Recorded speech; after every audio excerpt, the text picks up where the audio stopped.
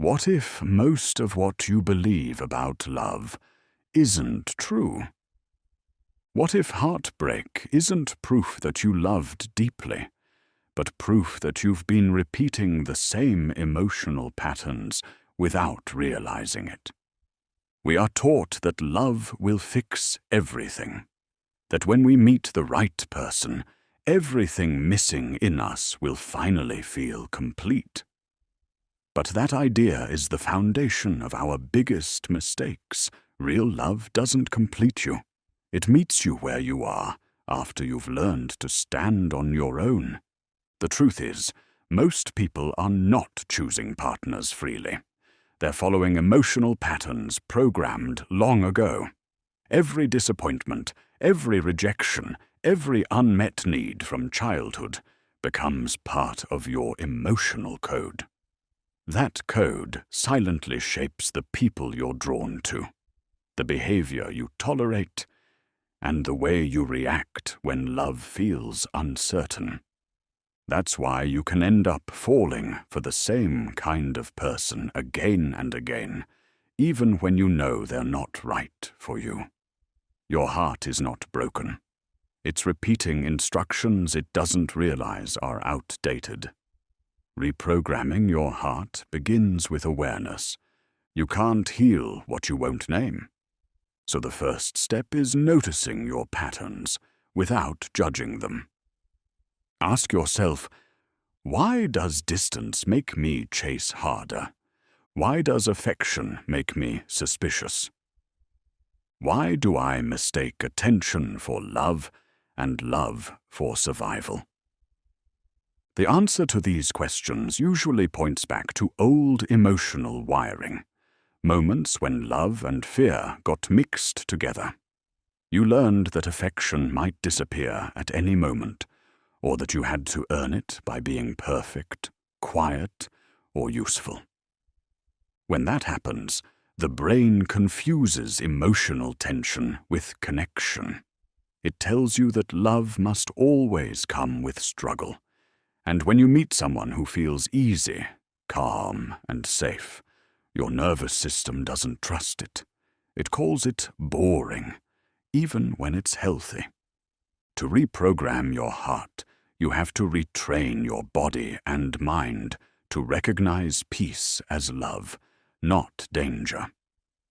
Love that is calm is not missing passion. It's missing chaos. And that's exactly what healing feels like at first. Uncomfortable peace. The second step is to separate chemistry from compatibility. Chemistry is familiar. It's the nervous excitement that feels like gravity. Compatibility is alignment. It's two people who share values, direction, and emotional maturity. You don't need the rush that burns fast and fades. You need the warmth that lasts. That warmth begins when you stop trying to earn love and start allowing it. When you stop chasing people who confuse you and start choosing people who bring you clarity, your whole emotional reality begins to change. Reprogramming your heart is not about closing it off. It's about updating the code so that it no longer confuses pain with passion and absence with love. It's about learning that love doesn't demand you lose yourself to keep someone else. It invites you to return to yourself, and from there, connect to another person with honesty and peace. Attachment isn't love. It's the fear of losing it. It's the quiet panic that rises when someone pulls away. It's the voice in your head asking, "What did I do wrong?" when nothing actually happened. Most people don't fall in love. They fall into attachment. They build their sense of safety around another person and call it connection. But attachment built on fear will always lead to pain, because it depends on control, not trust. To detox from unhealthy attachment, you first need to understand what drives it. It usually begins with emotional inconsistency in early life. When love came and went unpredictably, your nervous system learned to chase stability through people. Now, as an adult, you confuse the anxiety of being unsure with the excitement of being in love. That's why distance feels unbearable. That's why silence feels like rejection. That's why you can't stop thinking about someone who doesn't think about you. Your body is not craving them. It's craving regulation, the calm it used to get from their presence. Detoxing from attachment means learning to give yourself that calm. It means becoming the person who can self-soothe instead of seeking someone else to do it for you. When you feel that familiar panic, pause. Don't text. Don't beg for reassurance. Don't spiral. Breathe. Ask yourself, what is this feeling trying to protect me from? Most of the time, it's protecting you from the fear of abandonment. That fear is valid, but it's also outdated. You're not the same child who needed saving. You have the power now to comfort yourself, to remind your body that safety does not depend on another person's approval. One of the hardest truths about reprogramming the heart is this: you cannot build healthy love while operating from survival mode. When you are terrified of being alone, you will accept almost anything to avoid it. But when solitude becomes peace, love becomes a choice, not a need. You start to recognize emotional dependence for what it is, a form of addiction. And like any addiction, withdrawal is painful at first. You'll miss the highs, the drama, the constant feedback of being wanted. But over time, you'll begin to prefer peace over intensity, understanding over guessing, honesty over attention. Detox doesn't mean cutting people off completely. It means detaching from the illusion that you need them to feel whole. It means being grateful for love, but not begging for it. It means showing up because you want to, not because you have to. Healthy attachment feels like breathing, not holding your breath. It's consistent, mutual, and calm. It doesn't depend on who texts first, who apologizes first, or who wins the argument. It's built on emotional balance, both people giving from fullness, not emptiness. When you reach that stage, you'll realize love was never the problem. The programming was. And when the code changes, the kind of people you attract changes too. You'll start to see that peace isn't boring. It's the foundation where love finally feels safe. Once you've broken the old patterns and detoxed from attachment, you begin to see love differently. It's no longer a game of chasing or proving. It's not about who texts first, who cares more, or who has the upper hand. It becomes something quiet, honest, and strong. This is where you install a new emotional code, one that is built on awareness, boundaries, and choice. The first line of this new code is simple. Love is not earned, it's shared. If someone makes you feel like you have to perform for their affection, step back. That's not love. That's validation dressed as intimacy. Real love is not dramatic. It's consistent. It shows up. It communicates. It listens. It's not afraid of difficult conversations because it values clarity over comfort. When someone loves you with a healthy heart, you don't feel anxious trying to hold on to them. You feel safe enough to be yourself. The second rule of the new code: your boundaries are not walls, they are filters. They don't keep people out. They keep the wrong energy out. Setting boundaries is how you teach the world how to love you. If you say yes when you mean no, you're not being kind. You're abandoning yourself. And every time you abandon yourself to keep someone else, you reinforce the belief that love and pain must coexist. Reprogramming your heart means ending that pattern completely. It means realizing that you don't need to lose yourself to be loved, and that the people meant for you will never ask you to. The third rule: don't confuse solitude with loneliness. Solitude is where you meet yourself. It's where you recharge, where you learn what you actually want instead of what you've been taught to want. When you're comfortable alone, love becomes addition, not rescue. It becomes two complete people choosing to walk together, not two broken ones holding each other up just to survive. The fourth rule: heal before you build. When you enter relationships from a place of fear or emptiness, you'll only recreate what hurt you. Healing doesn't mean perfection. It means you're aware of your triggers, you take responsibility for them, and you communicate them honestly. It means you no longer punish new people for the mistakes of old ones. The last rule of the new code is the most powerful. You teach love by example. When you act with honesty, patience, and kindness, you invite the same energy back to you.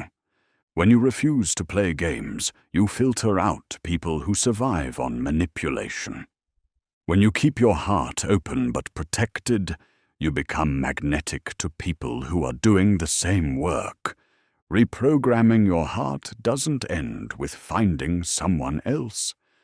It ends when you realize you have become the person you always needed. The calm one, the patient one, the grounded one. And from that place, love stops being a roller coaster and becomes a rhythm. You will still feel fear sometimes, you will still doubt, but you'll know the difference now. You'll recognize peace when it arrives, and you won't sabotage it because it feels unfamiliar. You'll know that love doesn't have to hurt to be real. It only has to be honest. And when you finally experience love through this new code, when it feels like understanding, safety, and freedom, you'll realize it wasn't about reprogramming your heart for someone else. It was about reprogramming it for yourself, so that when love arrives, it can finally stay. Reprogramming your heart doesn't happen overnight. It's not a single breakthrough moment where everything suddenly feels clear. It's a daily practice, small, consistent choices that slowly rewrite the way you relate to yourself and to others. Every morning you wake up, you have a decision to make. Will you act from your old programming, fear, control, and scarcity? Or will you choose your new code, trust, peace, and abundance? The first practice is emotional awareness.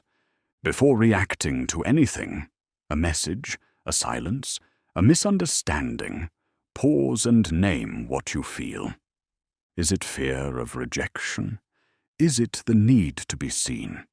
Is it anger hiding sadness? When you can name it, you can manage it. When you can't, it controls you. The second practice is self-validation. Stop outsourcing your worth. You don't need constant reassurance to know you matter. When you accomplish something, say it out loud. I'm proud of me. When you make a mistake, say, I can fix this. Validation becomes powerful only when it comes from within. The third practice is communication without fear. In old programming, communication felt dangerous because honesty risked rejection. In the new code, communication is freedom. You don't hide your needs or pretend to be okay when you're not. You speak calmly and directly, even when it's uncomfortable. The right people will meet you there. The wrong ones will fall away, and that's okay. The fourth practice is letting go with grace. Not every connection is meant to last forever. Some people arrive to teach you boundaries. Others show you your growth. When something ends, it doesn't mean you failed. It means the lesson is complete. You can release someone without anger, without obsession, and without the urge to rewrite the past. You thank the experience, take the wisdom, and move forward lighter. The fifth practice is choosing peace over drama. Your nervous system has been trained to crave chaos, but you can retrain it. When someone tries to pull you into emotional conflict, breathe instead of reacting. When things feel too calm and your mind starts inventing problems, remind yourself that peace is not boredom. It's safety. The more you practice staying calm, the more your heart learns that love and peace belong together. The sixth practice is expanding love beyond romance. Love is not limited to one person. It exists in your friendships, your work, your creativity, your solitude. When you fill your life with love in all forms, romantic love stops being your only source of happiness. You stop clinging to one relationship to feel whole. You become whole first, and from that place, you attract people who are whole too. Finally, the seventh practice, self-trust. Every healthy relationship starts with the question, do I trust myself to walk away from what hurts me? When the answer is yes, you stop settling. You stop ignoring red flags because you no longer fear being alone. You know that peace is better than pretending. You know that love that costs your self-respect is too expensive to keep. This is what a reprogrammed heart looks like. It's not numb, it's aware. It still feels everything, joy, love, loss, but it doesn't lose itself in any of them. It chooses with clarity, gives with intention, and receives without fear. Every time you choose peace instead of panic, you are teaching your heart a new language. Every time you honor your boundaries, you are writing new code. And every time you love yourself first, you are proving to your nervous system that love and safety can exist together. There is no finish line. There's only awareness, growth, and deeper peace. Love will still challenge you.